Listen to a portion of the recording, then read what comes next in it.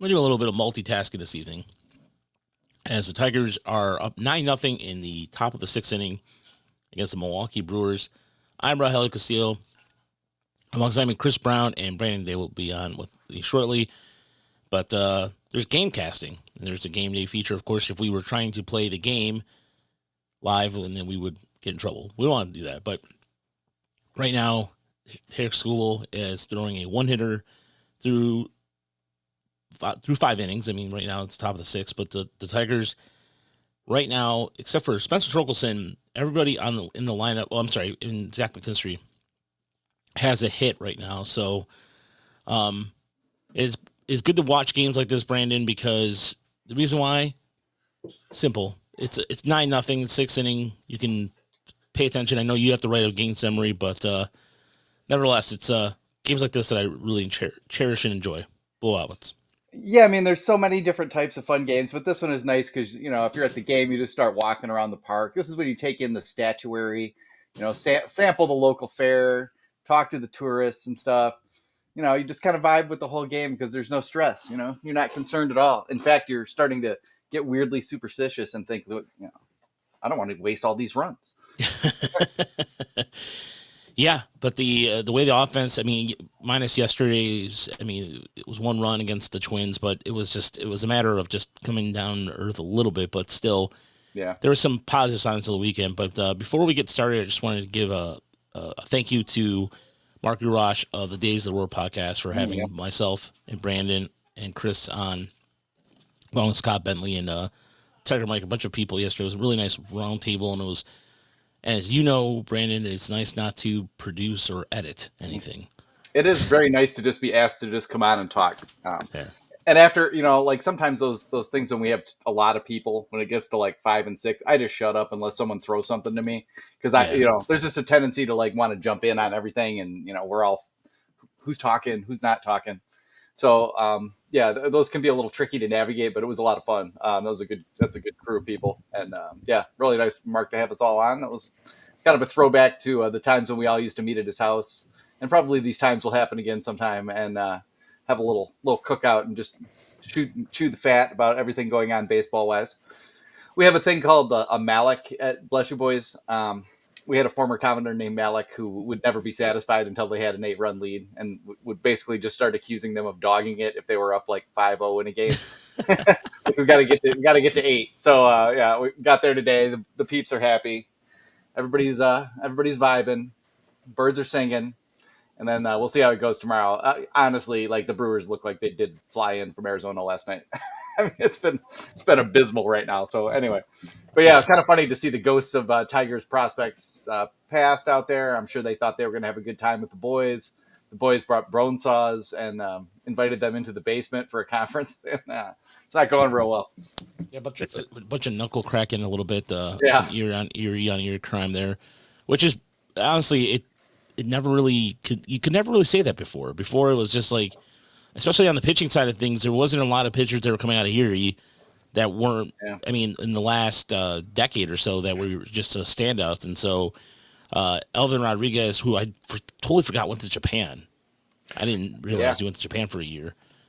But it was weird. It was after like 3 games in the big leagues, and then he was like, off to Japan. He was with the Rays, I think. Yeah. Yeah. Probably they all seem to end up either there or with the Marlins. Yeah. I used to confuse them with Wilco because it was all like overhand fastball, overhand curveball. It's kind of funny seeing Erod though, just front door Torque and who was the other one?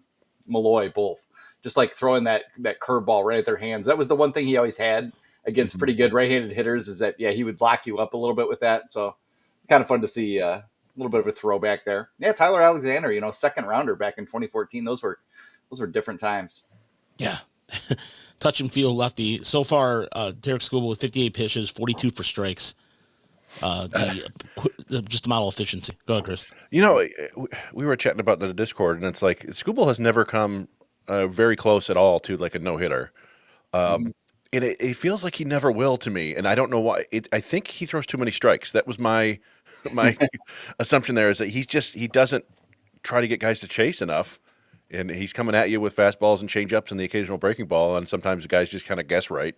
But he's still about as dominant as you can get. He's just not that no-hit guy. But who knows? Maybe it'll come one day. Yeah, sometimes it just seems like those come like Montero's complete game shutout did last year, where it's not you didn't even strike out that many guys. They made a ton of contact. They just hit everything right at someone. So yeah, Skubal doing a nice job fielding out there, doing it all right now. Yeah, Ty Alexander was having the opposite of that fielding wise. It was quintessential postseason Tigers 2011 style. Oh, yeah, it's just a bad turnaround on that. But no, it's in Jackson Chourio was off to a very good start in the National League, which is it's good to see that too, because these it was funny watching. You would think based off the vibe this weekend, the Cubs didn't blow out the Dodgers 16-0 based off the tweets that the MLB was doing for that whole entire process. But it's also just good to see something outside of LA. Jackson Chourio is a good story. The guy's going to be in Milwaukee for a long time, and that for those markets like that, that's huge. Yeah, it's nice to see a young one come up and not like Jackson Holiday struggling last year was not fun. It's just not entertaining. Julio Rodriguez has a really good first year and then comes out in year 2 and falls on his face. We've seen a lot of that. So yeah, nice to see him come right out at a young age and look like he's going to continue. Yeah. Also, we're also seeing Skubal throw these like 91, 92 mile per hour just scud changeups tonight. Every once in a while, he'll start breaking that out. I seem to remember a few starts last year where it was like 90, 91, a little bit more. And it's not because he's not just pumping triple digits and everything's up. But I don't know. When he's got that one, it's even more awkward because he can throw that one for strikes and it has so much crazy late swerve. And then he can just still take a little bit off and throw an 86 or 87 at you as well. Yeah, well, the fade action it had on the right-handers tonight was just insane. Just it's pretty gross. Yeah, especially when you can hit that side of the plate like that. But there's 2 runners on right now. Jackson Chourio, speaking of which, got a single. And he just and right on cue, he just mentions the changeup. He got a swing and strike on it on Collins right now, who's batting second. It's weird to see a guy batting 217, batting second, but desperate times call for desperate measures. It's such a stark contrast to the Brewers who came into Comerica last year and just ran rampant on the Tigers. I don't know if you remember that. They were just hitting gappers and circling the bases constantly. The first 2 games, at least. I think Skubal got them in game 3, but it was like, wow, this is the kind of model of the team that the Tigers want to be. It felt like these speedy gap hitters who make contact and put pressure on you. And right now they just look like kind of lifeless. Whereas the Tigers look like, I don't know, like an on-base machine juggernaut that just breaks your will. Like Soviet Union baseball. Yep. And maybe that has the best rotation in the league. So hard to say. I'll break you. Yes. It is. And even like just you're talking about Scud missiles tonight. Speaking of which, for the Tigers, as far as like exit velocity goes tonight, 103 from Dylan Dingler, Andy Baez 104, Ryan Kreidler getting into the mix now. Right. Yeah. 106, Gleyber Torres 108, Kerry Carpenter 108 on that home run to deep center, and just 12 swings and misses so far for Harry Skubal. So tonight we'll be watching the Tigers game for the most part, the most evening, and then we'll get into the week that was in Toledo. Congratulations to Kaiser Montero, who won the International League Player or Pitcher of the Week, based off a 5 2/3 performance against one of the best minor league teams out there, the Iowa Cubs, and he struck out at 6, I believe. And so there's some encouraging signs in Toledo, even though the record does not indicate that. We'll get to that a little later. In the Jim Weber report, Erie getting some, speaking of good pitching, Miller and Burhan doing their thing on Sunday. We'll get to that as well. West Michigan on the road against Lake County. Some things worth highlighting for, and same thing with Lakeland, as Lakeland also got some strong pitching. But if you have not, please subscribe and like our page. If you haven't, our channel on YouTube and on Twitter, of course, just, we have, I think like 18,000 followers, but we want to get some more subscribers on YouTube. So like and subscribe. It goes a long way. Knocking down Collins there. Yeah. Threatening to load the bases, so he just throws 99 up and away. Yeah. Yes. Yeah. No, you mentioned Kreidler earlier. It was another thing we were talking in the Discord is that people, a lot of people have been with us for years and kind of remember this, but a lot of people who just see Kreidler in the big leagues don't realize how awesome he was in his brief stint in AAA back in 2021. when he came up with Green and Torkelson, he hit over 300 with 8 homers, 7 doubles, or something like that. A bunch of extra base hits, and he was like Brooks Robinson at third base. Especially, you mentioned Iowa. He had a series at Iowa where the announcers were like, "Get this guy out of here." So it's just a bummer. I don't think he was ever that good, but I think he's better than he's been able to show. And it just all those injuries, I think, really kind of took a toll on him. And it's like I don't even know if it affected the way he swings, but you get hit in the arm like 7 times, and it's I don't know. And you just don't. There's no consistency. You never can settle in, and it's still going to be hard for him to settle in. This is like the most major league time he's probably ever going to get, and he's still kind of only going to play 2 or 3 games a week. So. Yeah, I mean, he always had some power. He had that little breakout, coming out of Double-A, and it was kind of like, oh, we might have 3 guys here for a little bit, and you still see that a little flash once in a while. He'll pump 108 somewhere, but just can't get to it. Can't handle the breaking stuff. Can't really handle velocity. It's one of the same things that sort of flummoxed him all the way through. Yeah. But anyway, it was nice to see him get on base a few times today, even if it was a couple of errors, but. Of course, I don't believe in errors, so that's 3 hits. It's only destiny. Yeah. No, and Ortiz making an unusual error there. I mean, that was Ortiz is very glove-handed, and so I was talking to Dave Gasper, who was a former fan-sided employee that ran the Brew site, and similar to me, wanted to write common sense things, and instead was told to write clickbait. Especially, he was told, and I'm going to say this because I just don't care. Bob Uecker. He was told not to write about Bob Uecker the day he died. You're a Brewers website, and you were told not to write about Bob Uecker. Was told to write about Jesse Winker? Jesse Winker. Oh, wow. Yeah. Yeah. Way to go, guys. I wonder why no one's writing for you guys anymore. Yeah, that's bizarre. Yeah, I mean, you at least have to know where the hook is in a game or in a series, Yeah.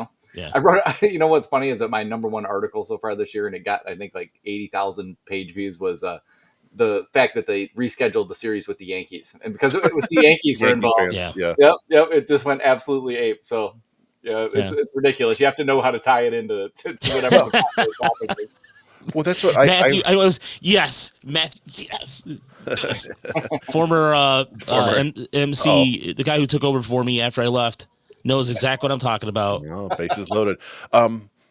Yeah, the thing that bothers me too is I remember we talked about it, but there was like some sort of AI nonsense article about the Tigers signing Gleyber Torres, and of course nobody was talking about it because it was obviously they didn't need a second baseman, and then somebody else picked up the AI nonsense article because it was about the Yankees, and they can just kind of like they reference it, like Sports Illustrated referenced this other article, and then it freaking happened. And I was like, come on.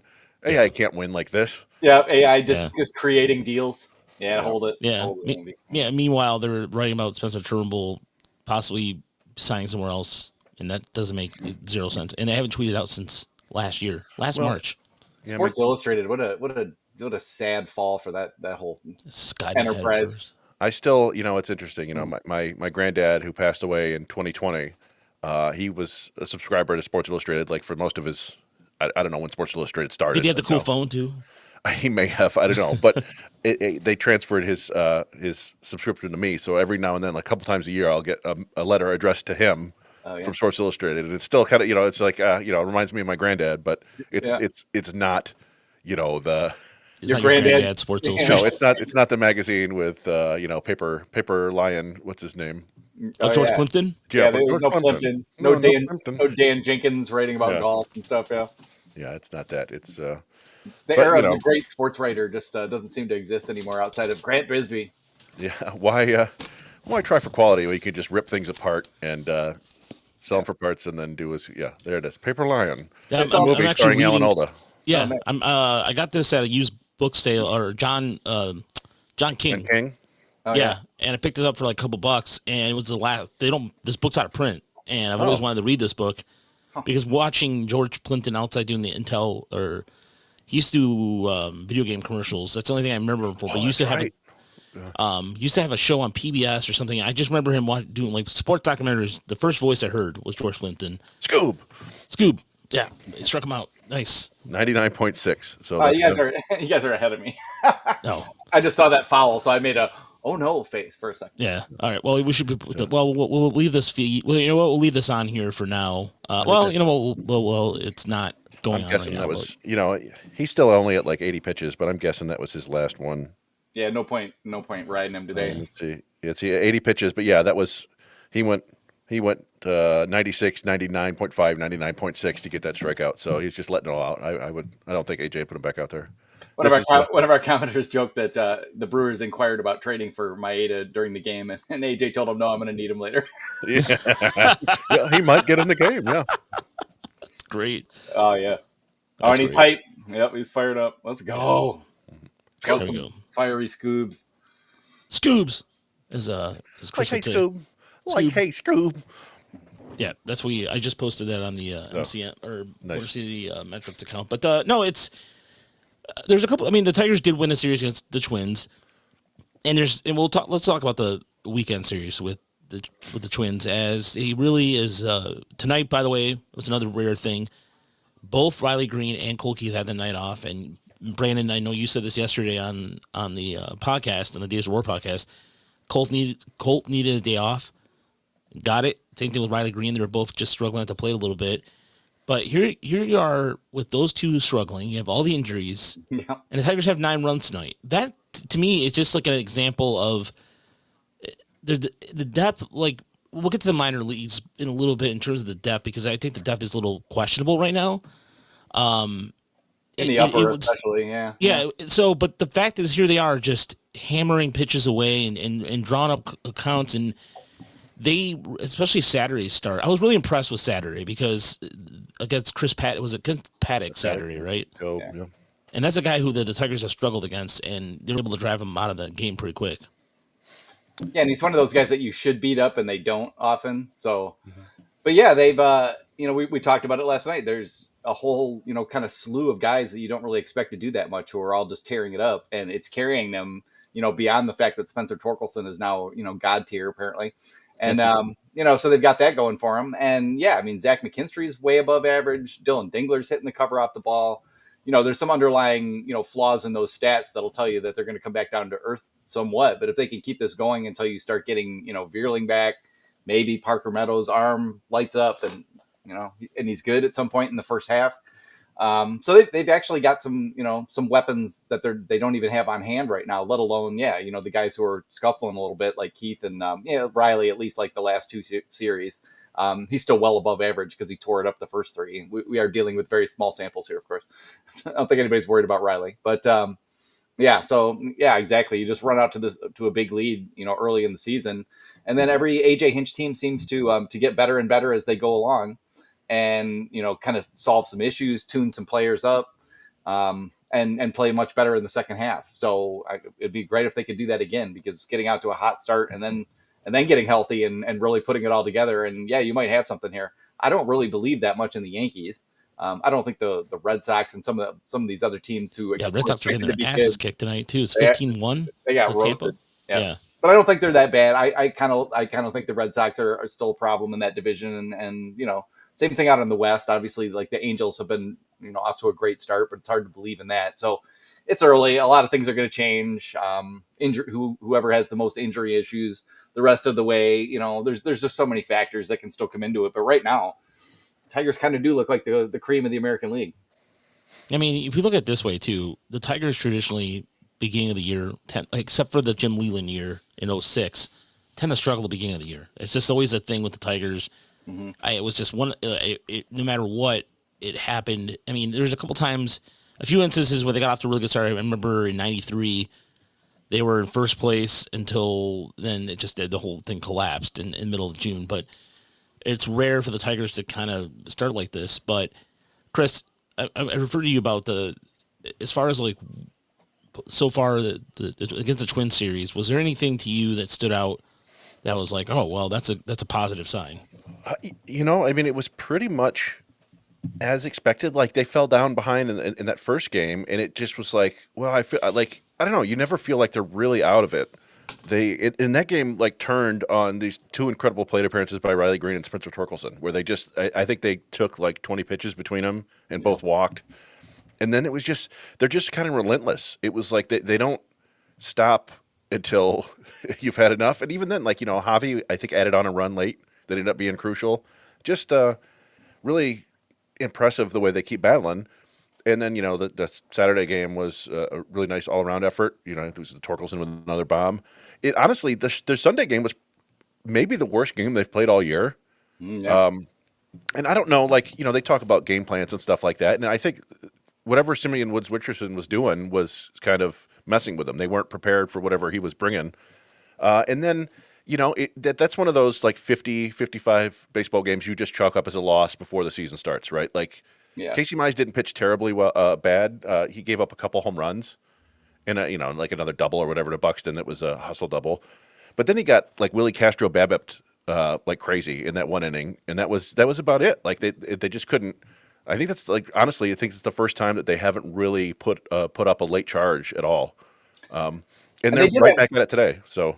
Yep, and they did. I mean, they did hit the ball hard, in the middle innings against Paddock too, and just had some batted ball luck on a couple of 100+ mile per hour drives into the outfield. Yeah, just nothing fell. Some of that's just going to happen to you over the course of the season. But even there, like the swings were fairly good. They just weren't stringing anything together, and right now we're getting pretty comfortable seeing them do that. They seem to we talk a lot about numbers and probabilities and things like that, but they just seem to like playing with each other, and they like to play for AJ Hinch, and they're playing that style of baseball together, and they're playing 9 innings, and they're all kind of vibing right now.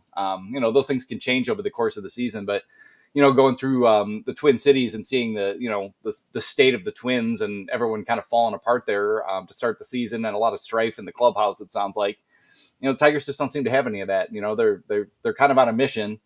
And I think, Mark pointed this out last night, like Riley Green was like 0 for 4, but we won. And Riley Green was super chipper and didn't want to talk about his own performance, was just talking about team, and they definitely kind of give off that, we're all about the team, we're all in this together vibe right now. So hopefully they can sustain that.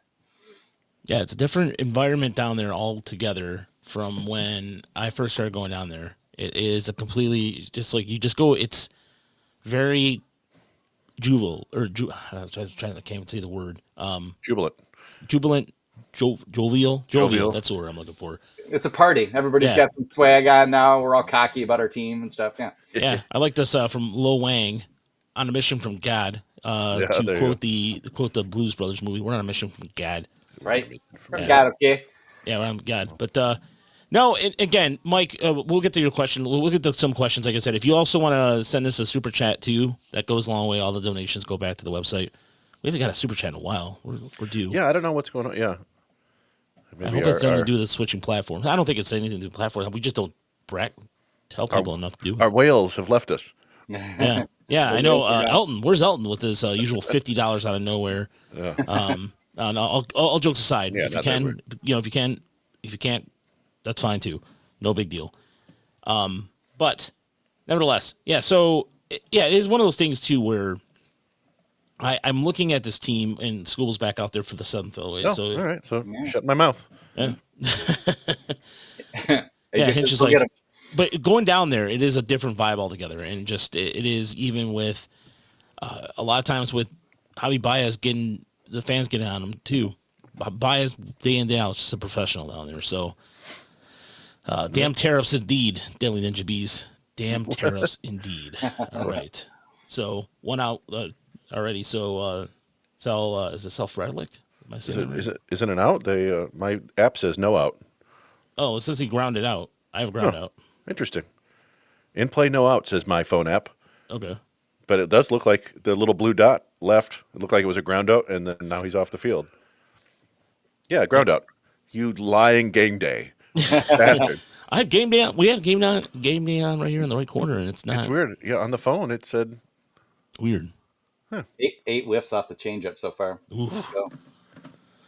So he has got 14 swings and misses so far, and again, just dominating the strike zone in period. And the thing is, I haven't looked that much at the Brewers. Like, what do they have besides Churio? Because right now, I looked up their stats last night, and is somebody injured that I'm not thinking of? I think Yelich is out there or something. Contreras is a really good player, but he got off to kind of a slow start. I think he got a couple homers in the last series. Ortiz is solid. Yeah. Yeah, Yelich is not playing terribly well. Hoskins is kind of a shell of what he once was. Yeah. I'm trying to think. Yeah, I mean it's Terang is a solid player, and Yeah. Garrett Mitchell. Like they have some interesting guys, but yeah, there's nobody that's like super scary. Yeah, and they just don't really have the starting pitching that they had a few years ago, and haven't really like trading Corbin Burns and stuff. They haven't really cashed in the dividends on that from their farm system yet. But it's just interesting to think about them because with David Stearns gone and Craig Counsell gone, those guys kind of made that happen for 7-8 years where they were kind of like the Rays of the North a little bit. And seeing whether or not they can kind of piece that back together with the new group, it will be interesting to see. Because that's a team that always seem to have some edges because they spend no money. I was gonna say they're starting to get better at international talent. Case in point, too, they got a kid down in Nashville at first baseman, Rodriguez, I think it is. Oh yeah, he's a really interesting, unusual first baseman. Hits the hell out of the ball, but also is like fast. And I think he's one of those like it's like a almost like an Eric Hosmer, like just get in the air more. But that strike three call to Ortiz was dirty, by the way. Yeah. And yeah, I mean, Jesus Mate is one of the top young prospects in baseball. Chorio is looks like he's going to be a star. He's still only 20, 21. They traded one of their more interesting international guys for Quinn Priester, which is odd to me. I think they're going to see him tomorrow. Yep. And then Quintana and Ernesto Martinez. Ernesto Martinez Jr. That's who Martinez Jr. That's who I was talking to Pat Allenton, who does a really cool blog, or like a stack, and focuses on black players and other players from different, like the Caribbean islands. And what's up? Oh, I thought somebody said something. I'm sorry. No, I was going to say Pat. Pat is awesome, and that like the whole history of like Caribbean baseball. I had no idea until I started subscribing to that the red and the black. Yeah, that's what I'm saying. Like, good call, Brandon. The amount of stuff that's going. I have no idea how much. Like, even outside of Cuba, too. Yeah, another strikeout, huh? Got him. Yeah, everybody's worried about Skubal, and what's that ERA now? Oh, 2.66. Yeah. Strikes out swinging. He gets Garrett Mitchell. 7 innings, 4 hits, 9 strikeouts, no runs, no walks. A lot of yelling. A lot of fiery rage coming off the mound. He's back. He'll go back in the 8th. I think he'll go. I think he'll go 91 pitches. I don't know. Maybe he's like begging for the chance to throw a shutout. But I don't think Hinch would care. Yeah, I don't either. Hinch has the we want to win every game, but we also want to. It's early in the year. Win games in October. Yeah, it's early in the year. This is what we have Kenta Maeda for. Don't try to take people's role. He's a human victory cigar right now. He's playing the role of as opposed former Piston center.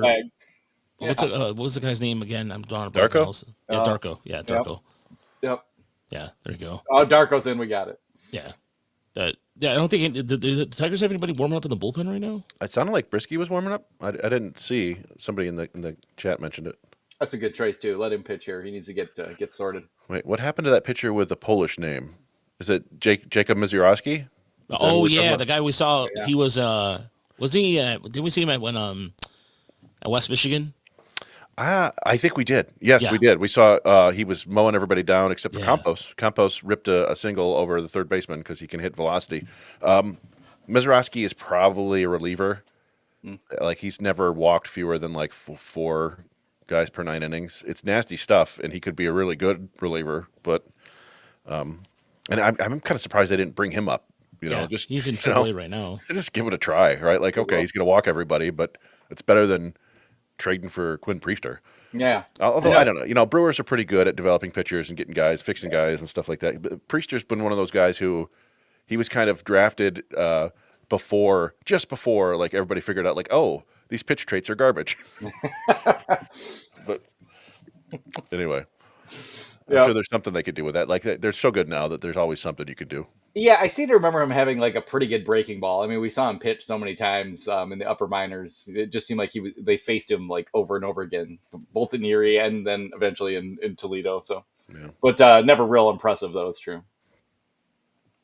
Yeah, it's it's funny even too. Like Nashville. Every time I watch the Nashville, like when the Brewers come to town or the Nashville Sounds come to town or they play Toledo, I always think of like they always have some former pitcher you totally forgot about, and they do have Elvis Pregrado, the former Erie SeaWolves pitcher, but they also have a guy by the name of Devi Garcia. Remember him being the big thing for the Yankees, and then now he's got a bunch of tattoos on his neck and he's pitching in Nashville. Yeah, that's right. I forgot about him. He was a guy who had a really good breaking ball too, but no velocity, as I recall. Yeah, no velocity. Yeah. Wait, they have Elvis Alvarado? No, I'm sorry. Elvis. What's his? Elvis. What was it Pregrado? It's Peguero. Elvis Peguero. Yeah, yeah. Joel Peguero. That's who you're thinking of. What am I thinking of? I'm sorry. Okay, that's what I'm thinking of. Okay, you're right. Sorry, I thought he was a former SeaWolf. Yeah, no, it was. There was an Elvis and a Peguero. They were just, and they were both Alvarado, they both threw 100, and they were both vaguely interesting. But anyway, yeah, that's Scott Harris doesn't care about dudes throwing 100. Clearly. Well, we can talk a little bit about that later when we get to the Lakeland section, because St. Lucie is that's not fair. We'll talk about it, man. I'll explain it later. It's not like I'll explain later what I mean. Okay. Well, we'll stay tuned here for the Tigers game until Skubal gets out of the game, because it's just and Colt Keith's pinch hitting there. Colt so Keith. there we go. All right. For Glaber. Yeah. All right. There we go. Oh, I thought you were saying Colt Keith was pitching for a second. I was like, yeah, well, might as well. Why not? Maybe they'll give us confidence up against the Brewers right now, but no, it's well, like I said, we'll get to the slides and all that stuff, because, like I said, there was some interesting stuff that happened in the minor leagues this weekend. Especially Jake Miller, who now has 12 scoreless innings in Double A so far. Tossed another 4. Garrett Burham piggybacked him on Sunday. It looked really good, and it looked like the Burham that looked a lot more comfortable on the mound. And the struggles of Bersenio or Tyrone, not Bersenio, but Tyrone Lizardo, kind of off to a rough start, but it was expected. But yeah, Colt Keith is also. I mean, we should talk about. He got the handshake from Hinch, so thank you, Charles. All right, I'm turning the game off. Yeah, all right, I got to focus. They got him chasing. It just looking at the heat map and where they're targeting Colt Keith, it seems like everything's away. Yeah, and he's taking a lot of it, but but when that's all you see, you're eventually going to start chasing. Does he still look? I mean, like my basic take on him is, apart from timing, it just looks like he's out on his front foot all the time. Like he just needs to stay back. He's kind of leaning, caught between. Fastball, changeup, and just kind of slashing at too many pitches that he shouldn't. Obviously, he's still walking a ton, which is fine, but got to hit eventually. Yeah, there's a thing too where it's like it sometimes when he does have that half cut, he does get a swing. It's just like a soft single to right. Mm-hmm. It seems like when it does land, he's not getting his ace swing off. That's for sure. Yeah, Jake. Yeah, good call there on that. Yeah, the radar gun is a little hot in Toledo. 104. Yeah, I'm assuming that was probably Luke Little throwing that hard, throwing 99, 100. They have a couple other guys who throw hard, but yeah, that's Rich Little, like the Rich Little. Impressions. Nixon. Yeah, Rich Little doing impressions of people we've never heard of. Yeah, same 3 impressions too. Gabby Hayes. Luke Little's such a classic. Every time I see his name come up when I'm recapping, I'm just like, the irony. It's beautiful. Thank you. Yeah. Baseball produces enough of those names where you gotta love it. Mm-hmm. All right, so let's go into the slides a little bit. Let's go into the Weber report. It has so Toledo off to a rough start. They continue to struggle. They're 4-11 right now, and it is not. I don't want to blame. I don't even know what to say. You know what I mean? Like, it's just one of those things where the pitching's been good. I mean, they had good pitching this week, minus the first 2 games of that series, but it has been, the offense has been, ever since Malloy got called up, there's not much. And Young had a bad week. And when he has a bad week, it kind of reflects to the rest of the offense. But Andrew, is that right? WRC plus, Chris, 35? Yeah, Navigado hasn't done anything yet. Wow. That's what I understand what they're doing. We've talked about it. Like they didn't want to get caught with a bunch of unseasoned, bench bats in Toledo in case more injuries happened. But it's not working out at all. And Ben Gamel's doing fine, but all these other guys, these veterans that they brought in, have just been terrible. Yeah. Jack Dunn, Jemai Jones, you see it, 78, WRC plus 72, Navigado 35, Eliezer Alfonso 28, Brewer Hicklin 8, David Hensley -2. Yep. Like none of these vets are hitting, and it's like, I guess you have to field full rosters everywhere, right? Like you can't. There's not a whole lot you could do it, but it would be nice, I think, for some of these guys who seem perpetually stuck in Erie to get a chance to play in Toledo, even if they're not big leaguers. Like I think Chris Myers and Jake Holton and Trey Cruz and Ben Malgeri can handle AAA a little bit at least, right? Yeah. Like it just seems like I don't know. That's the thing, is that you don't see anything from the guys that they brought in to, theoretically be the 4A depth that makes you think they'd be. I'd just as soon play Ben Malgeri in center field than Jemai Jones the way he's going right now. Brewer Hicklin isn't doing anything. Obviously Scott Harris and the Tigers front office, like all front offices, don't give a rat's ass about the Toledo Mudhens win total. But when you're kind of irritating the guys and kind of stuffing them in AA and just keeping them there year after year, I just don't really see why. It can't really be good for the vibes if there's even that, and you're trying to have some veteran minor league guys to sort of shepherd the younger guys through. It's still not pretty, it's not even good really from that perspective. So I don't know. I don't imagine this will last that long. I assume most of these guys will end up getting cut loose, in early May or something like that. Veerling will come back. Hopefully Wenzel comes back, and then you push a few guys down. And then, maybe at that point, the guys in Erie finally get promoted and get to play where they should. Because, Justice Bigby is such a classic example right now of a dude who probably can't hit major league pitching, but he's just an assassin in at AA, and there's sort of no in between there for him. I don't know if he has any kind of a major league future, but I do know that it's absolutely pointless to have him in Erie. So, yeah, it's kind of awkward. It's an awkward time of year sometimes for minor league. It was funny, by the way. I did learn a term. Speaking of Justice Bigby, before I forget this, and we'll get back to Toledo pitching. So Greg Inga and Sam Lebowitz on the broadcast said, so Justice Bigby got an opposite field single, and so they called it a Waffle House hit. And I guess when they had this hit before, everybody on the bench was like, hoot and holler, and they're like, why? Like, we'll call it a Waffle House single. It's because it's always open. So that was like, all right, well played. And then I proceeded to tell Greg that Chris and I tried Waffle House and it was disgusting. Well, that was the day after Erie clinched the playoffs, and we all went out boozing down at the docks, and that's when we saw Parker Meadows and a couple other players down there. There's like an outdoor concert venue down by the water in Erie. And I drank way too much that night. We were staying in like that rat hotel. Oh yeah, the Super 8. Yeah, the one with the broken blood stain. There were blood stains. I think that they were probably stains, like stains from like paint or whatever. But they had a broken vending machine where like the door was just open, and I told them about it earlier in the day, and they didn't fix it. So I stumbled in all drunk. And I'm like, just open the door, helping myself to some water and some Pepsi. Oh God! And I threw up like 8 times in the sink in that bathroom. Oh, and then we're on the road back to Michigan, and we stop at a Waffle House, and I still, that was a bad idea. It probably had a lot to do with that. Yeah, you still had the. But Raj wasn't that hungover, I don't think. No, I was.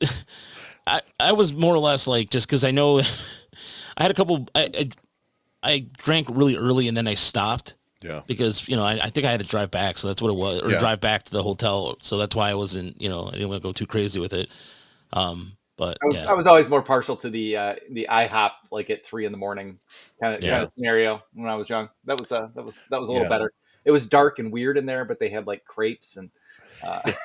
We had in Brighton. We had a Little Chef, which is kind of the same idea. It was open 24 hours, and it's just I think people still smoked in there even after they banned indoor smoking, and nobody cared. Oh yeah, the Ram's Horn in Port Huron, another legendary establishment. Like that. Yeah, the old Ram's Horn in Dearborn Heights is no longer open, and that was our spot. We go after we get back from Canada. It was the same night. I remember one night we saw Curtis Granderson in there right after they came back from, because the airport is right off 94, and they stopped in there, and I watched Curtis Granderson just mac on some girls like it was nothing. Like he was For him, I bet it was easy. Yeah. Him, and then it was the same. And then a week later, I saw Kurt Angle. Kurt Angle, the WWE wrestler. Oh yeah. They had an event because there was a former wrestler by the name of Rhino, he actually lives in Dearborn. He grew up in Dearborn Heights. They were all hanging out, and Kurt Angle literally had I'm not kidding, a whole plate, he had a table full of food. It was crazy. So, but did he have a little jukebox next to him in the no, they got rid of the jukeboxes. The first job I ever had, this place called Andoni's, no longer around. They tore it down for a Walgreens, had jukeboxes. Yeah, the Ram torn up by us had one too. Yeah, and they had the guy would play. There was this guy that came in every Saturday, 4:00. He would want 4 waters and would play Hotel California over and over again, and then he would play Desperado. So when I watched that Seinfeld episode with the Desperado, it was like I was having an old guy sitting there listening to Desperado, crying, thinking about back when and he was bad just man. Hot meatloaf sandwich every time. Hot meatloaf sandwich. Yeah, so this guy was actually Satan. Yeah, he came in for the water and the meatloaf, and it was just reminding me of a Kids in the Hall skit. It's just really random. So all right, let's get. Well, wait, one more question for people out there listening who are under 22. Do you guys go out at night? Are you out there anywhere? Oh, that's a good question. Midnight to 4 or 5 in the morning. I'm not sure we have any under 22s in here. Maybe not. Maybe we do. I don't know. I would hope so. Yeah, it's worth that. Maybe Colin's in here. No, I mean, I think the point we're trying to make here is that Toledo is not fun, and it's more fun talking about diners. It's true. It's just, we're waiting. Young has been having a great season so far. There's still some questions there. Still a few too many strikeouts, and Lee is just not quite there yet. He's not. It's weird, he's not getting completely overmatched. He's just not making great contact yet. Yeah. And I don't know, he's just adjusting to the level, I think. But then after that, there's not a whole lot to talk about. And Montero, as you mentioned earlier, Raj, was just outstanding. Was the player of the week. That was a really cold night to pitch too. Yeah. That was a gnarly. Was that Monday night? I think, and it was flurries. Yeah. Yeah. And then Foley had a good week. Yeah, his velocity's up too. His velocity's up from spring training, so that's a good sign.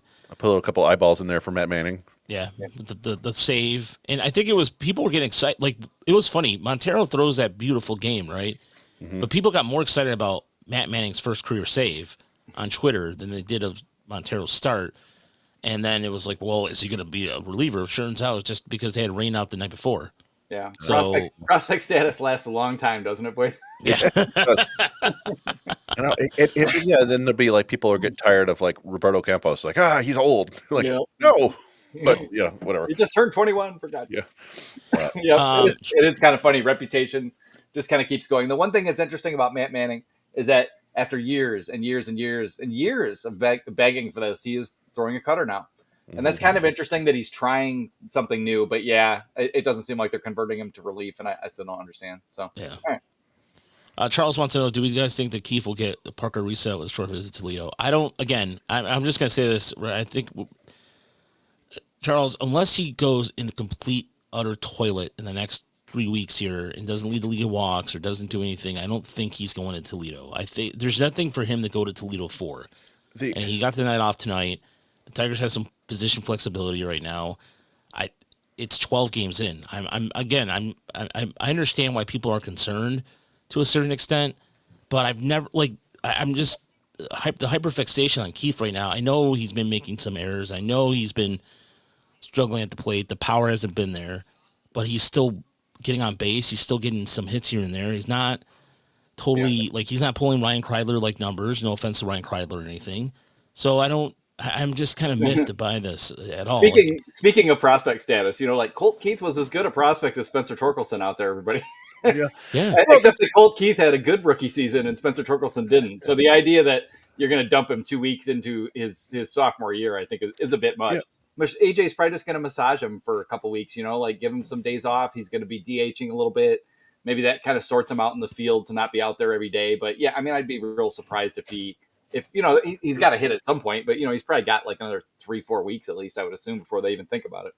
Yeah. I mean, never say never, right? Torkelson had gone back to the minors a couple times, and it's possible. I would say that the only real scenario where I see that happening is if Torque just keeps going nuts, Glaber goes nuts, and Malloy keeps hitting, and then there's suddenly there's just not really a place to play him. You know, he and Yeah. Carpenter keeps hitting, and it's like we want him to play more, and we can't find a way to put him in.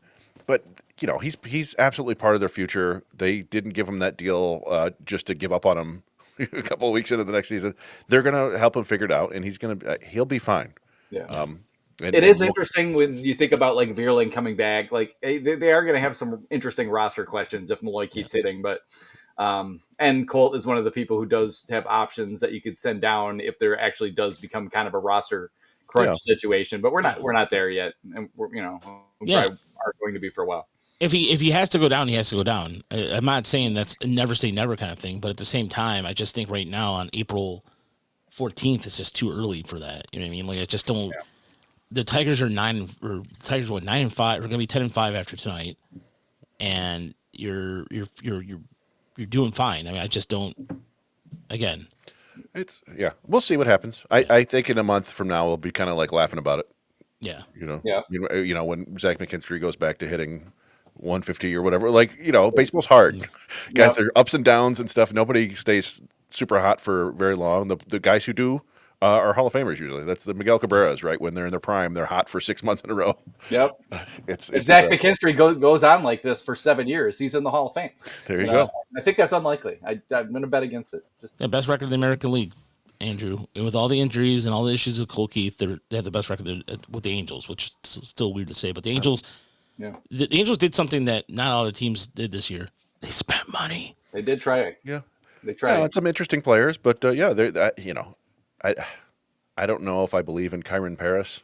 What he's doing and Joe Adell and stuff. But you know what? Have fun while you can. Gotta love Joe Adell though. Yeah, and you never know. I mean, maybe they have all figured it out. I will just say, just to chime in real quick. Somebody had mentioned the guy throwing 104 at Toledo.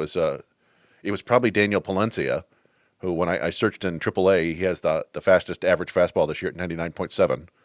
But number 3, Elvis Alvarado. Number 4, Joel Peguero. There they are. Scott Harris does not care about your velo, bro.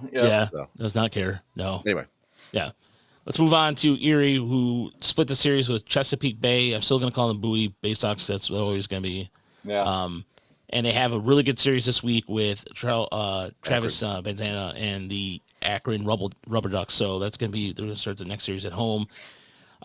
So Trey Cruz, I had Ashley talk to him earlier today. I wanted to talk to Trey Cruz, how he's doing, just because of his recovery, and he doesn't. Yeah, this is a guy he's doesn't belong in AA, period, at all. Does not. Just simply, he's come back from Tommy John 5 months, and he's looking really good, but it's just he's due for the next level. So the interview with Ashley will be probably posted tomorrow, and just getting some transcripts from that now. But as I mentioned earlier. Tyrone's struggling to play 1 for 14 in the series. Roberto Campos, which is nice, by the way. If you listen to the Erie broadcast on the radio, and more teams are doing this too, if you're watching the game, they'll tell you that on AA, because in AA there's no StatCast data. There's Hawkeye data, and they have that data, but you don't. So you don't have visibility. But they've been saying it on the broadcast more and more. Greg will say something, or Sam will say something. Well, they'll tell you the exit velocity. And so Roberto Campos, the reason why I'm encouraged about this is 4 walks, 3 strikeouts, and he's hitting the ball hard. I mean, he is hitting the ball over 100 miles an hour. Sunday when I saw him against Susanna, it was a pitch at 99.2, or I think it was close to 100. Maybe I'm just saying 99 is close to 100. Duh. But it was a pitch where it was right. I mean, he had all his stuff just had some riding action. He was able to smoke it to center field. It was right at the top of the zone, too, dotted right at the top, Yeah, and so he's been able to make some really good contact, and Campos continues to be – he's also seeing some time in center field again, which I didn't think that was possible. And, Chris, we talked about this before. It seems like he's a brand-new defender out there, like night and day from when he was at West Michigan. Yeah, I mean, I don't think he's the guy that you want, roaming center field in the big leagues, but he's certainly capable of doing it. He still remains pretty athletic. He's probably a below-average runner. But yeah, he's really improved a lot with his reads and his routes and all that stuff, and he's a solid baseball player. Like we really felt like people were just kind of sleeping on him or prospect fatigue there for a guy his age doing what he did last year. He has his ups and downs too. He did it a bunch last year. He'd have a monster week, and then he'd go like 2 for 25 with 12 strikeouts. And particularly, he struggles against those breaking balls low and away, but. he's those walks are really nice to see. Yeah. And right now you keep getting your hits, and the power will come because he's a really strong kid. Yeah, Campos does not look overwhelmed. It really doesn't. And the same thing with, I mean, you mentioned I like the Brandon, the Big B, the double A assassin. He doesn't also belong at that level either. Max Anderson struggled a little bit at the plate, but again, continues to be like a doubles machine. That's only can hit doubles and opposite field home runs for some strange reason. But it was. I'm sorry. Go ahead. It's because he's like that. He can't turn. Yeah. He can only hit it in the air that way. Yeah. And it's weird because he's really strong. Like he can really backspin the ball and stuff. It's just an interesting approach that probably won't work going forward. But I know, more power to him, I guess. A guy like Max Anderson is like you're watching for how long it is until it just breaks him, and he really does like try a whole bunch of different things. Because he's got really good raw power. He's always makes good swing decisions. Doesn't strike out that much. I mean, there's a lot that on paper you could take away and but then when you actually watch him hitting, it has that sort of like defensive feel, like he's just trying to serve balls into right field and will occasionally just jump one and absolutely crush it. But and Lorenzo, I think, is the one that people are going to be asking about and worried about or whatever. It's still way too early. I mean, Riley Green had a Lorenzo week, basically. You worry about it because strikeouts are always going to be a big part of his game. And what you hope is that they're going to be offset by the walks and the big power numbers when he gets a pitch he can handle. Yeah. And what I think, and he's always had a pretty good eye, right? He doesn't swing and miss, or he doesn't chase much. But my guess is and Raj, you've said that they're really, jamming him inside. Mm-hmm. And so I think that's probably going to take some time to adjust to. But I bet also he's just seeing higher quality pitching that looks like a strike for a little bit longer, and he's just going to have to adjust to what actually is a strike and what isn't. Yep. But I think he'll be fine. And he is a catcher, and he is a switch hitter, so he's got all those things that take more time to develop. So give him 2 months. Yeah, if he's still struggling like this, then we can get worried. But I still think he's kind of more of like an Alex Avila type guy in the end, anyway. He's not going to be like necessarily like a high average hitter. He's going to strike out a lot. He's going to walk a lot, and you just hope he hits a lot of home runs and doubles as well. And he looks like he can do that, but he does have kind of long arms, and like Raj said, I mean, they do seem to be pounding him inside the games that I've watched of him so far. But again, it's very early. They played 9 games, so every team has had a plan against them. I mean, that's the thing. Like it seems like they're all like they have the same notes or something with him, and so he's getting just made their adjustment. He's getting that focus treatment now a little bit. Yep. And congratulations also to Andrew Graham, who won his 800th game. Yeah. And it was weird to see because every team that he coached, except for West Michigan, tweeted about it. Well, I think they eventually did something. But, it's, I mean, he's coached every level but Toledo, right? Yeah. Lakeland. Yeah. So, I mean, that's a real Second Tigers. tour duty with Erie. Yeah, real Tigers organization lifer. He was played for them for a while. And, it's awesome. 800 wins is nothing to sneeze at, no matter what level. Yeah, I mean, this is a guy who I think he started at Connecticut, so it's a really cool story to see. Won a title with West Michigan. Yeah, an Australian, like kind of one of the early kind of developers of Australia becoming a little bit more of a notable power on the world stage in baseball. Call, So, like an interesting guy in the world baseball sense as well. Yeah, he knows Travis Banza too. He's known him since he was a kid. Oh, really? So that was something that Greg was talking about during the broadcast too. So that was really cool to see. It'll be cool to see these two teams clash each other as Erie continues to. Erie is very similar to the Tigers in the sense of just grinding out at bats. They're never out of the game. They're always in the game, and it's very similar traits to these two teams. And so that's one thing about I've watched every game this year. Like it's either if I have the game on the radio and I'll be watching it, and because I don't, if it's away, then I'll listen to the game because some of the broadcasting this year on the road has been secretly delivering ice cream sandwiches to when they shouldn't be. Don't mess with some of these broadcasts, or you get an ice cream sandwich thrown at you. That one game against Bowie, the first of the doubleheader, they won 18-2 or whatever. They I think like the first 9 batters reached base, it was ridiculous. But I mean, and you touched on it briefly too. But the pitching has been the starting pitching's really pitched well. Melton, I don't think he's given up a run yet. Ham gave up 2 in that game, but that was again he had to sit for like 30 minutes at a time twice. Yeah. Miller has been great. You mentioned Burhen. Montalvo hasn't, really shown much yet, but he's got some talent. So He only that's a got real. that one short outing too, didn't he? Like it seemed like he got cut off by the. He had a 1 inning outing in the first 3 days, and then this week it was like only like 2 or 3 and a third or something like that. Yeah. So he So hasn't pitched a ton yet, but Well, let me ask you guys something about Jaden Ham real quick before we move on to West Michigan. His start this week, 4 hits. I don't know, or he hit 12. I think he had 12 swings and misses. There's a little more to his start than like just a stat line, right, guys? Because that's what I thought. That there was a he's little the more one to moving, and he's the one moving up. I mean, obviously Yeah. Melton should be fine, but Ham is the one you're kind of looking to see if everything plays the same. I yeah, actually I didn't think his command was even particularly good so far, but still proving tough to hit. The fastball still seems to give a lot of guys trouble, as does the curveball. And it's just can he kind of like develop the third pitch? Is there going to be a good changeup in there somewhere along the way? He kind of seems like a splitter potential guy as well, yeah, just because he's so over the top. But yeah, for now they don't seem to be messing with him very much. The slider is like okay. I don't know. Out of Yeah. that slot, it's a little bit of a weird fit for him. But that's the next step, I guess, is to let AA hitters kind of test him and see what works and what doesn't work, and then they'll kind of tweak some things and go for there. I'm still a little bit more of a Melton guy on my side, but it's pretty close. I like Jaden Ham quite a bit too. yeah. I think we had them back to back in our rankings. Yeah. That they're it's. I agree. The Chesapeake announcers were like, oh, they were really marveling at the curveball fastball combination that the hitters had a real hard time picking it up, which is Yeah. good to see. It's like Brandon said, you want to make sure that plays at AA still, and so far so good. Yeah, that's your foundation, and then try to figure something out, some other wrinkle out. Yeah, he's going to need it, but Yeah. you know, Yeah. Melton looks a lot more confident, a lot more. The cutter's been working a lot better.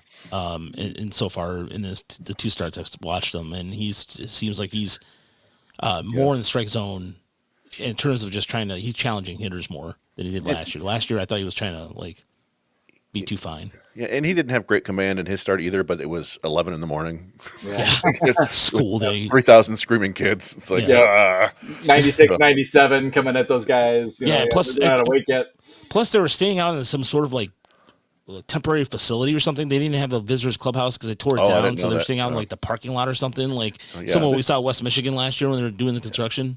Yeah. These minor league stories, it's always tough. It's Don final, by the way. The Tigers won 9-1, and Tarek Skubal 7 scoreless innings of beautiful baseball, and and they're now 10-6. I'm sorry, 10-6 in the year, not 10-5. They're 10-6 on the year.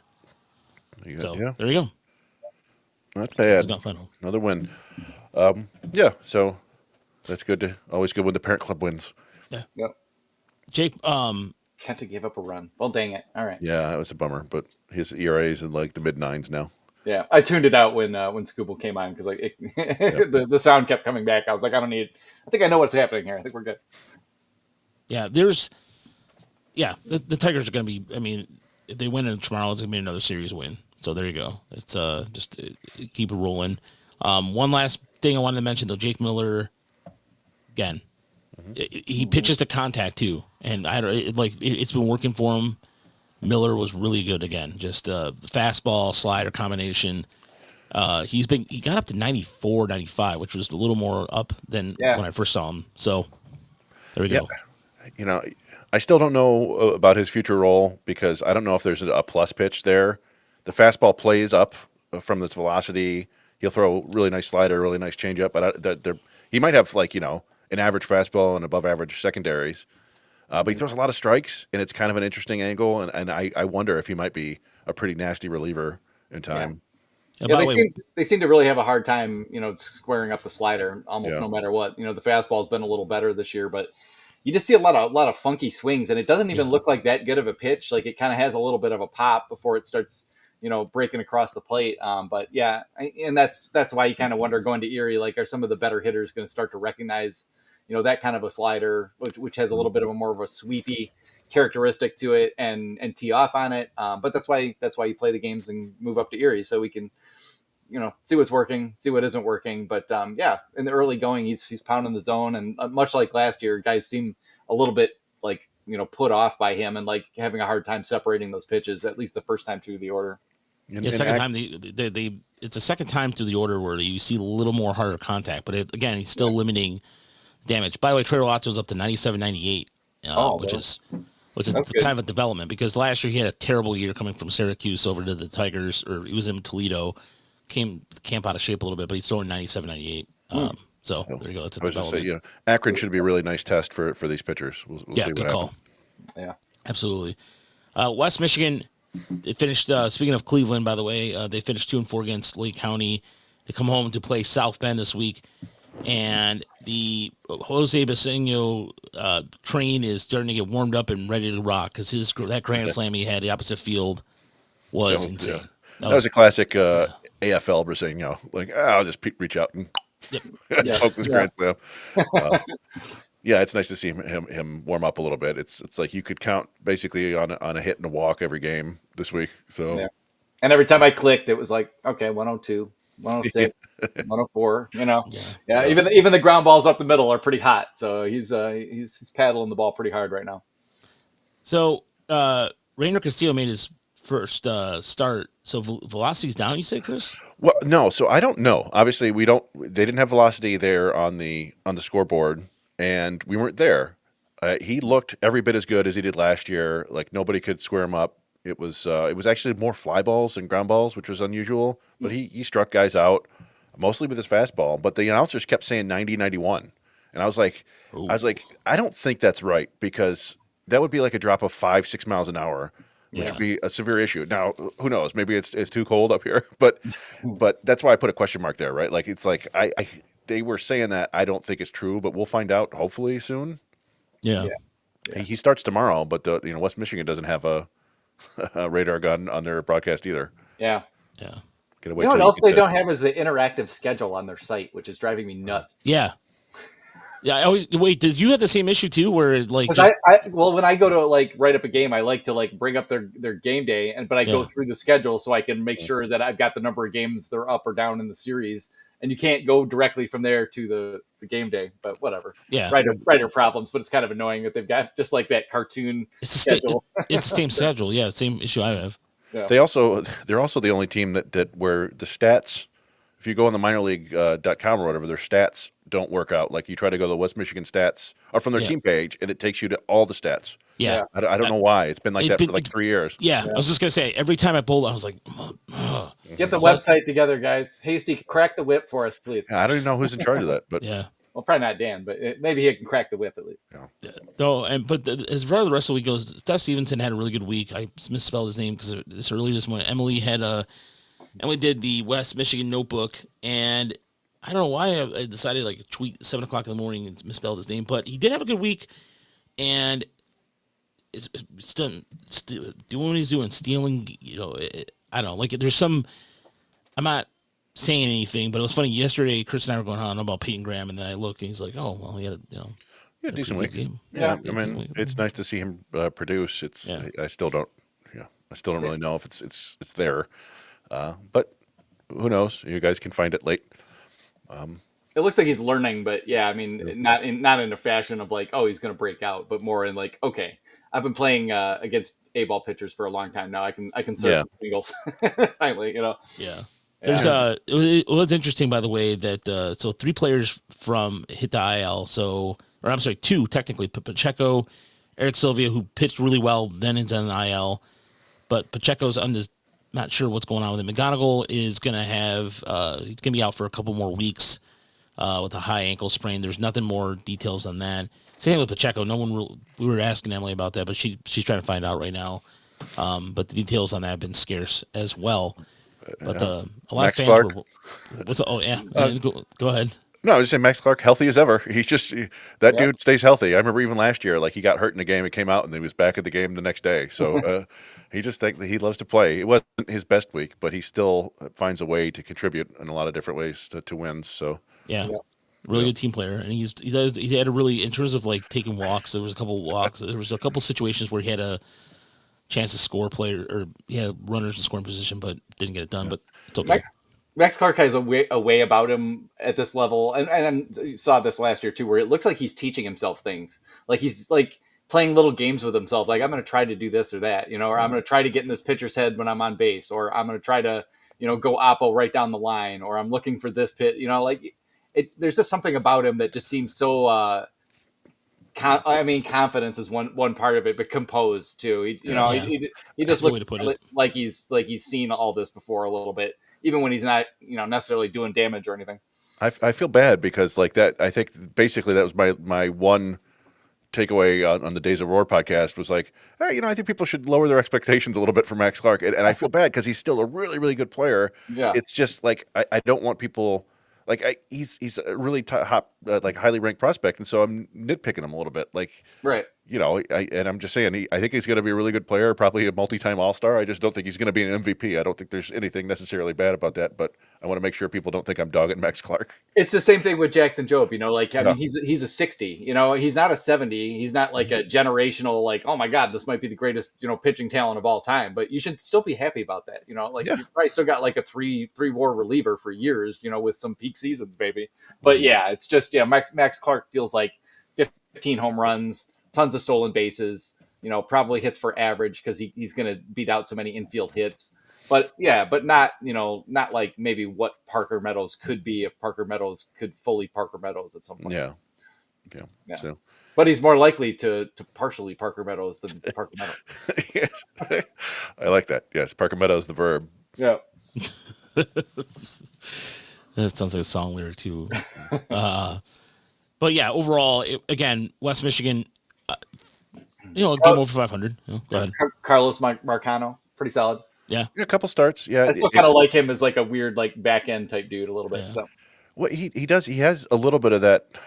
He's never had like the spin that Montero had, right? But he's just he's always been fairly advanced for his age, like in terms of like the level they place him at. He's actually, I think this is his third season in West Michigan, but he's still in 22. Yeah. He's sort of like the low rent Rainer Castillo, if a little bit, but like a sinker slider type with he'll show you a decent changeup at times, and he's had a couple games where he gets a bunch of strikeouts. He just never seems to put it all together consistently, but not certainly not a bad arm to have there in the system. Yeah, and again, it could be also too. They could find a pitch for him similar to Montero. All of a sudden, just kind of like something clicked, and so it could be the same thing with Mercado, where Montero didn't really have a lot of strikeout numbers, right? I mean, he was a guy who went out there and it kind of flipped up. So I don't know. It could be the case where they could be working on something for him eventually. So. Yeah, as long as you're having some success in the Tigers system, I mean, there's just always hope that they figure something out for you. Kenny Thurwa was fun.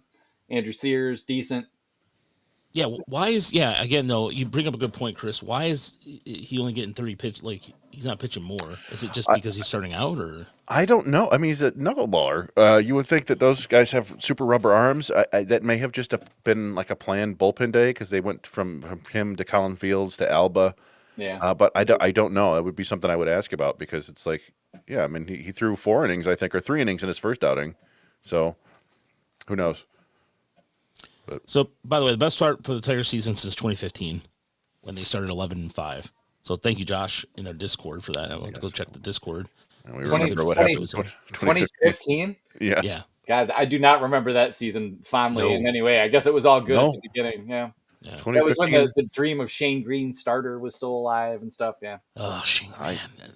Was 2015 the year where they played like that 19-inning game against Toronto right before the All-Star break and lost? No, that was 2014. That was the game that actually turned me into a baseball writer because I wrote like a 5,000 page or word treatise on how Brad Ausmus just jacked that game up and that whole series up so badly, and I like the rage just poured out. And yeah. Oh, speaking of which, I was writing for Bless You Boys. Like they put a hook around me and dragged me in. Speaking of which, by the way, Brandon, you'll be happy to know that AJ Hinch passed Brad Ausmus this week. In terms of manager victories. Let's go. You'll be darned. Yeah. So there you go. I wouldn't have thought it was that close. Yeah. So Lakeland, by the way, did well against a team that really had like a bunch of rehab guys. I mean, was it Drew Gilbert? Drew Gilbert had no business being there. Well, they had Gilbert there, who's a AAA player, but they also had Francisco Alvarez, the big leaguer. They had Jeff McNeil, the big leaguer. They had a couple of big league. I mean, the Tigers had Akil Baddoo and Brian Servan, right? Like a couple AAA rehabbers, but even beyond that, the St. Louis Mets had like 4 or 5 arms that were ridiculous. Yeah. I was looking it up earlier. Let me see if I can find it. What I found. Yeah, so I was like, they had multiple guys hit 100 in that series. Yeah. And I look at the number of pitches thrown at 98 or more in the Florida State League so far this year. The St. Lucie has 53. The rest of the league has like 60. Lakeland has 2. I was going to say, John Verberg, who friend of the show, we were talking about this on Twitter the other night, and I was going to ask you guys this question because he was talking just exactly that about the velo. Are you worried about the Tigers not having, like, down the Flying Tigers and even West Michigan? There's not a lot of guys that throw above 94, 95 starter wise. Are you guys concerned? Is it just too early to kind of like panic about that a little bit? There's velocity. I mean, I'm not worried about it. It would be nice to have a couple of big arms that you thought might come along. I mean, it is very early. Like, I kind of expect Owen Hall to be a fairly hard thrower, and some of the other relievers, who are used to be 94, 95, you see more 97, 98 from now. We've talked about a few of them already. So, but I don't know. I guess it's just not the thing the Tigers key in on most, because I really did think it was kind of weird that they'd let Joel Pagero go, that they let some of these other guys, kind of slip away who do throw really hard and maybe could be refined. And then, they'll stockpile guys like, Bailey Horn and, it just, I mean, the lefties, so to a certain degree, you understand that, but they've got plenty of like uninspiring right-handers. I mean, I'm not a huge Chase Lee guy. The Tigers have him on the 40 man. It's a little bit odd. I mean, Joel Pagero's older as well, so maybe that plays into it too. It's not like he's a 22-year-old prospect or something like that. They've brought in Thomas Bruss, who's a hard thrower. They brought in Shea Timmer, who's a hard thrower, but neither of those guys can really throw strikes. I don't know. It's interesting. Paul Wilson hit 96.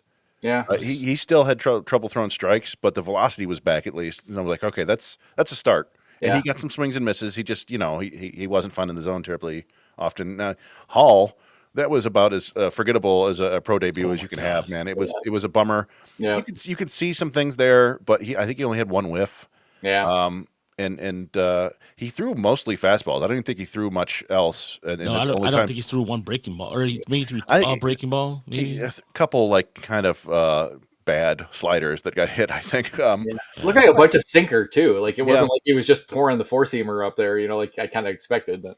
But yeah, I mean, we've seen video of him throwing harder. He was like mostly 94 in that game. I don't need the 19-year-old pitcher to come out throwing 99 right away. And who knows? Maybe that's part of the Tigers' plan is like, what breaks arms? Lots of velocity. So we're just going to, not do that. Yeah. But you can throw 100 when you get to the big leagues. Until then, keep it like 95, 96 tops. So, I don't know. Rainer Castillo, despite what those guys said on TV, he throws plenty hard from a big body. I'm not worried about him. And Kelvis Salcedo, the one that Eric Longenhagen kind of tipped us off to. Yeah, he was touching 98 down in the DSL. So there's some velocity. It's just not. It's not like I said. This Mets team had 4 or 5 different guys throwing super hard, and even like the guy. They had a pitcher go twice in the week. He pitched on Sunday, and I forget, he must have pitched on Tuesday. And he got rocked on Tuesday. And on Sunday, I'm like, how did they hit this guy? He's got like mid-90s fastball, a decent slider, and like a nasty split. And he's like 19-20. I'm like, what's going on with this team? Yeah. But for just to see somebody like Montilla in particular have a big week against those arms, I'm like, that's really that was nice to see. Because up until now, we saw it a little bit in the playoffs last year. But up until now, he looked kind of lost. In there, and he was just locked in this week and just scud after scud. It was kind of fun for a middle infielder that size, who I think might be 20 today or turned 20 yesterday. Tomorrow. Oh, all right. I mentioned it to someone earlier today for some reason. We were talking about him in the recap from last night, but he's hitting the ball really hard. It looks like there's a little more speed. Like his swing is a little bit more compact, maybe. Just those little minor tweaks going on already. And he's super young. So, if he's hitting good velocity and you have a middle infielder, putting up a lot of 100+ mile per hour balls and, maxing out at 108, like you like all that, he's probably only really going to hit left-handed, I assume. And, we'll see. But he's very young, so I think people should be somewhat excited about him. And he's just sort of more of a developmental project than obviously like Bryce Rayner or something. As a contrary example. Bryce Rayner, it's like the human version of watching the scrambled TV when you're a kid to see the boob that shows up every now and then. Like, there it is. Everything you see is amazing, but there hasn't been much yet. Yeah. Frambear did not have a good day in the field though. That was that day where it was three throws just. He had two errors in one inning, and both of them were like really wide. That was a rough inning in general. Badu made an error in right field. It was like it's all the tools are in there. There's a little bit of wildness occasionally. Sometimes he'll show you some really smooth stuff. That's what you see with a lot of infielders. A lot of it is learning to be consistent and making the right play and all that stuff. So he's got the ability. He probably, if Rayner is who we think he is, and if McGonigal is who we think he is, then Montia is probably second base or third base down the line if he becomes anything. But that's fine. I'll take those three guys in the infield if they become what they can be. Montia's Zach McKinstry probably, and then McGonigal second, Rayner shortstop, hopefully something along those lines. Yeah. Bryce Rayner every time he's up there, he's just smoking the ball to the opposite field right now, and it's we've only seen it a few times, of course, but boy, the tools. I thought the tools were good on draft day, but they've really shown they've like absolutely popped every time you see him on the field right now. Loud contact. Yeah, and every now and then there are those guys, the Julio Rodriguez of the world, right? That they actually get more athletic. Tatis. Yeah, he wasn't nearly that athletic when he was like 16, and they just kind of got more athletic. You cross your fingers and hope that's the way Rayner is. But everything we've seen in the glimpses is fantastic. So just want him to stay healthy and get out there and play. Yeah, and he supposedly should be back this week, from what we've heard. So it just sounded like a small thing, like he maybe tweaked something. Yeah, quad. Yeah, so it was. Yeah, luckily nothing more than that. So thankfully, it's just get him on the field and healthy. And some of the comments out there were just incredibly he's built up with glass. Get out of here! Knock it off. He got hit in the head, so there's nothing he could do about that. Yeah, come on, McGonigal's the one who's built with the glass. Oh yeah, that's unfortunate. Yeah. Chris spotted the injury though. That was good. Well, I think I'm 99% sure that was when it happened. I feel bad because I was at the game and I just totally forgot about it. It was but. I will say the Tigers did a good job with this last year too, where they managed to get some kind of fun college players there in Lakeland too. Like last year, it was Jim Jarvis and Callahan, and this year, like Woody Hadeen and Jackson Strong are both really fun players. Like Hadeen, I don't think has any power, but he hits gappers and runs like the wind. And then Strong is going to be kind of that Callahan type player where he's going to show you a lot of tools. He might just be a little bit raw and a few too many strikeouts, but. That's those are fun veteran guys to have on the team. So I think Lakeland should be pretty good. Gary Pennington. Yeah, Pennington. He was an unsigned draft pick, or I don't think he got drafted. Unsigned free agent from was he East Carolina, or I'm confusing? No, I'm confusing him with the other first baseman. It doesn't. Yeah, it could have been like Ball State or something. I have forgotten. But you know what? I think you're right. I think he's a Max school guy. Yeah, okay. I always want to say, like it had to be like East Coast. Or, North Carolina State. North Carolina. NC State. Yep, NC State. Yeah. Also, University of Central Missouri. Also, Wichita State. Okay. But no, I mean, he's a first baseman. He hits the ball very hard. I don't foresee like a MLB future for him, but who knows? You go out there and perform. And then Carson Rucker, who we've been waiting to see. We saw him hit the ball pretty hard a couple times, but he's not exactly going great yet. But just good to see him like kind of taking some little steps and getting to play and getting his feet under him a little bit out there. He's another one that I don't really want to. I want to teleport like 3 months down the road just to see if he stays healthy, because like he's barely played any pro baseball at all, and. So I think fans need some patience, and he's going to need to develop some patience too. Not try to get it all back right away, but you see the glimpses there for sure. He had basically he won him the game yesterday, right? Was it the 2-1 game where he had the RBI double? Yep. Knocked in Montia, and and Jose De La Cruz, who's still hanging out. Christian Santana threw a scoreless inning of relief. Yeah. Yeah. Do we got any scouting report on that? Do we get a line on? Yeah, it was mostly lollipops at like 60, and then he threw a couple fastballs at 77 to 82. Changing speeds on him. I love it. So, Yeah, no, it was good to see him on first base too. So Mhm. at least he's still around. It's just it's mind blowing to me, only because I lost my bet to Chris. So Yeah. well, I don't, we were Jumping to discussing, we were discussing who we thought would be on the team and who wouldn't. And it ended up both being on the team. Yeah, at some point you're gonna be right about that, but yeah, there's no reason not to right now. Somebody will force somebody off the roster eventually. You'd assume. yeah, And then, Hayden Mitten's been okay. Yeah. Like not real eye popping stuff, but a solid enough fastball slider combo, and yeah, off to a decent start.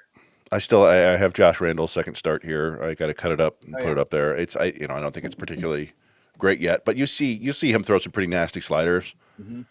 But that the sinker isn't terribly hard, and I don't know if it feels more like a two seamer than a sinker, as it were. Like more horizontal movement and sink. But whatever, we'll see. I do want to watch Moises Rodriguez too. Oh, those seem, yeah. So I did want to mention that because he's been around for a while. I remember watching him in the FCL last year, and he's just kind of a nondescript reliever. But he did hit 98 the other day. He's got this like really low spin sinker. That's like it's like 1,700 RPM sinker. Oh yeah. That doesn't get any swings and misses, but it's hard. And then he has a slider, and that's basically it. That's all he throws, but it's kind of fun. I don't think he's a prospect or anything like that, but as a minor leaguer who can get you some outs late in games, I think he might help him. Love the low spin pitch like that, because you just never know. Like somebody tweaks the grips. I'm trying like hell not to be super like insanely confident about the Tigers pitching development, because at some point other teams are going to catch up. They're not going to have like the secret sauce or whatever. And it's not like the Tigers are generating 100-mile it's not like they're producing Aroldis Chapman and like these monster relievers or anything like that. But you just always figure they're going to be able to solve an issue if someone, or at least get whatever raw ability a guy has to a certain level. So watching those guys develop and watching how the Tigers develop them, even if it doesn't turn into anything, is often like somewhat instructive as to what they might do in other cases. So if you're a nerd and want to watch all this stuff with us, that's the kind of thing they can get into it. But yeah, if you're just kind of who's going to be good, who are we waiting for? That's a different question. No, but I mean, the reason why, like guys, for example, like Gary Burhan intrigued me because he's a guy that you wouldn't think of 2 years ago, but he's progressed into, I think, a really good starter potential. And I know that we've talked about, you and Mark have had that argument whether Troy Milton's going to be a reliever or not, but all kidding aside, a guy like Andrew Sears, to me, is also a guy that is intriguing. I mean, there's a couple guys in there that just, the Tigers, at least for the first time in a long time, the first time since I've started doing this or even watched the minor leagues, there is at least some sort of pitching, no matter what level it is. Yeah, there's at least one or two or three arms you go, that's a possibility. Yeah. Because you think about when we first saw Jason Foley, his fastball was straight as an arrow. Didn't have much downward movement. I remember we watched when James Chipman. We didn't think anything of it, and I mean now it's a different story. So like to me, I think that, and there was that was like phase one of like 3 levels that they've kind of crossed. And that's when you're right, and that's when they started scouting the Northeast better too. So that was another example of that. But then I think about what Spencer Watkins said too when he left and went to Baltimore, and he's saying that he started seeing changes as he was leaving. So that was an indication, because Watkins, imagine him being, I mean, maybe not been a starter here or not, but maybe if the Tigers, you have to work with the Tigers a little bit more. I mean, he stuck around for a long time. Yeah. In the organization. Yeah, Tyler Alexander, to kind of bring this thing all the way back full circle, was like a good first example of like, well, this guy's not really ever going to be anything. And then, he gets a little bit of a crossfire going. He adds a little bit of velocity. He learns how to use his fastball types to both sides of the plate. Just like little details that we started seeing there, where you could start to see that they knew what they were doing a little bit more. That was like an early glimpse.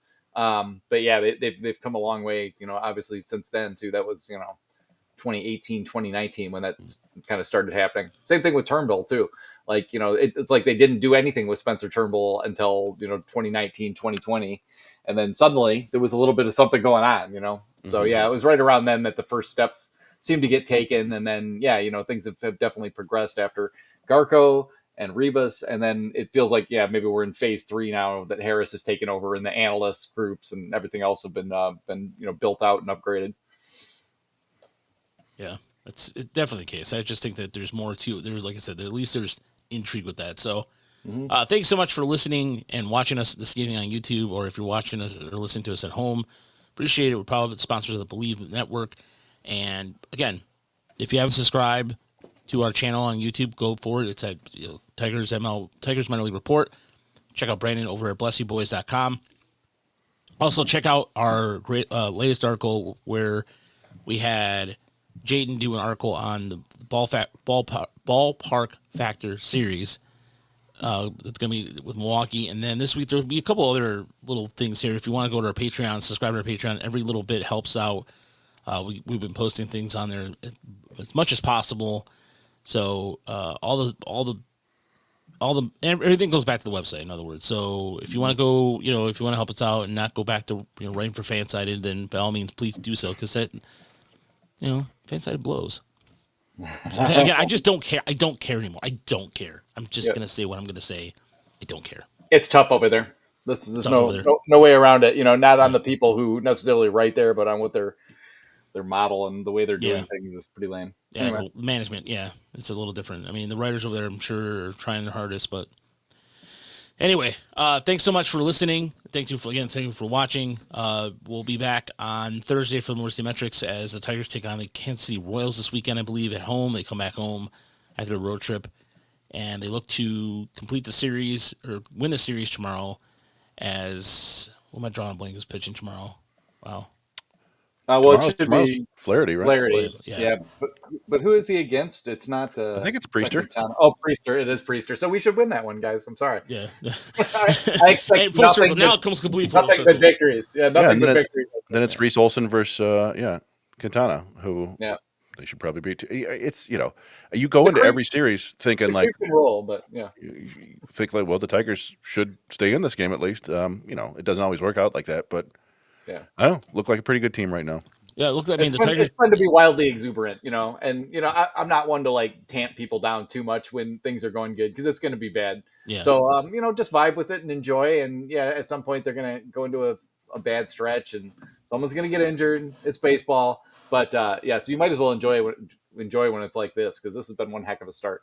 Yeah, that's great. Stay close, everybody. We'll talk to you later. Night off.